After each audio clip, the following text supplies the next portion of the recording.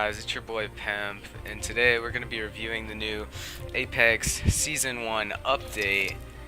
And start off, first thing you see when you come in is Battle Pass.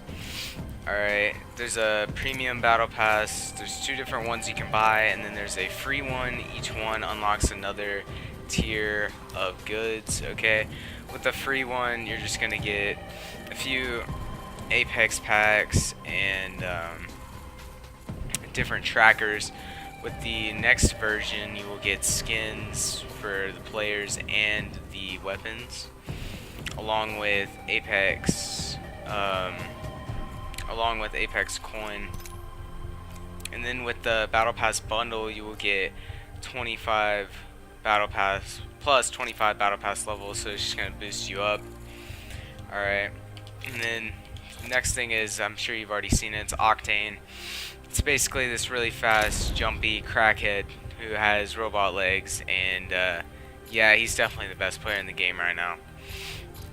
He has a stim shot and a jump pad as his main attributes, and his passive thing is that he is consistently healing throughout the entire game, so he has to have no meds and he will be completely fine. All he needs is shields. Alright guys, so as you can see here, we're in a game with new player Octane, and already we have our equipment, or whatever you want to call it, instinct, and it's a stim shot, so it allows us to run 30% faster than all other characters at their normal speed.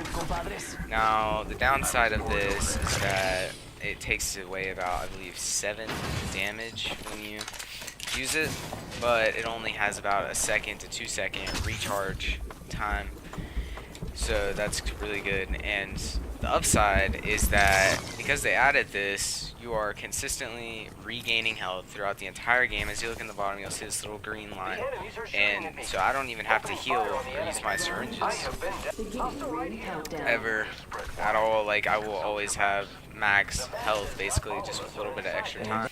Alright guys, so as you just saw, his first ability is a stim shot, and right here I'll demonstrate his second ability, which is a jump pad. Now I just threw that way too far, but it should get me over this rock. As you can see, it launches you pretty far.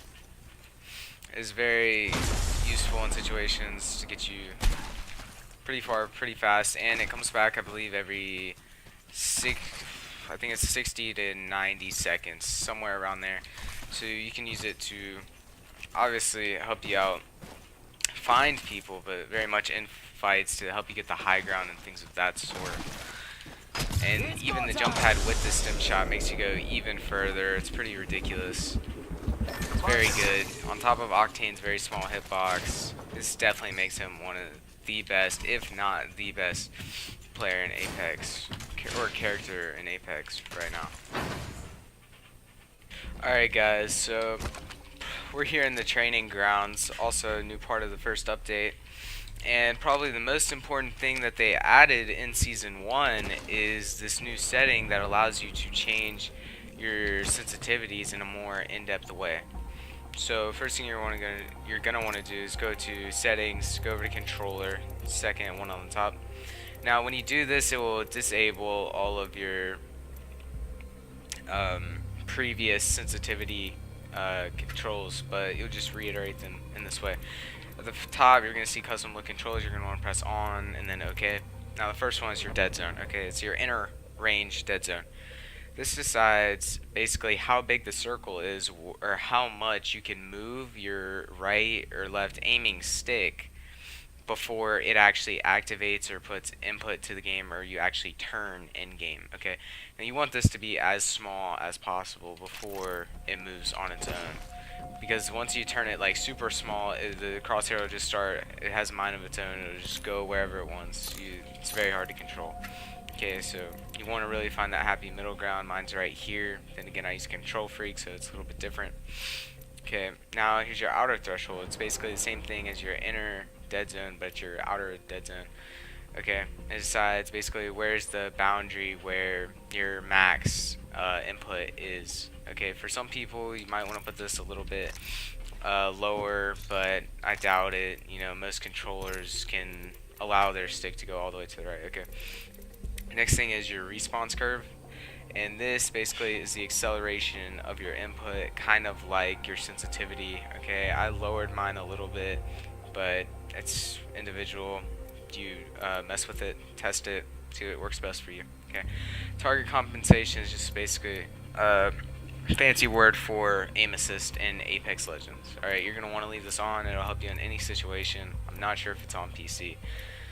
Alright, and if you come down to the bottom, basically this is your normal sensitivity and this is your aiming sensitivity. So what I mean by that is, as you see right now, when I'm turning, this is my normal sensitivity. Now if somebody's right here, or right behind me, I want to be able to turn around super fast, right? You know, so my reaction time is well, and they don't get too many shots on me before I'm able to shoot at them. Okay, this is your normal sensitivity.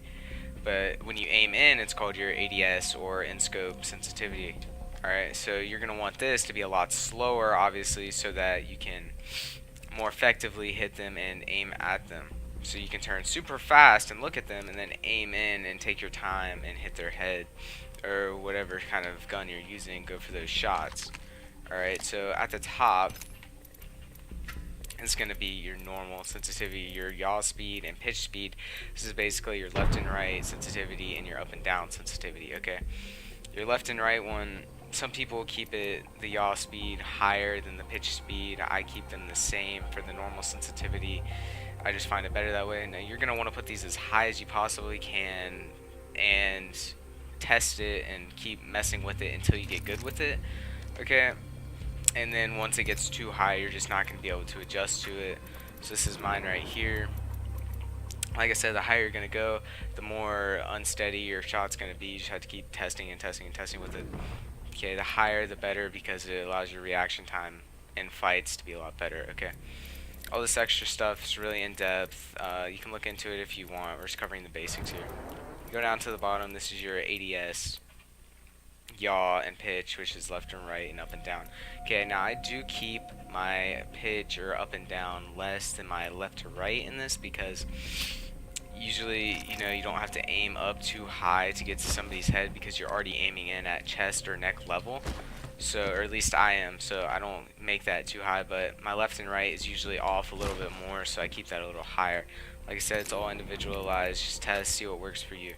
These top two, you usually want your ADS sense to be about half of your normal sensitivity. At least on Apex and other games, you want it to be like a tenth of it if you're looking at things like Call of Duty or that sort. And really, that's it, guys. It's going to help you a lot once you figure out what works for you. And yeah, hope you found this useful.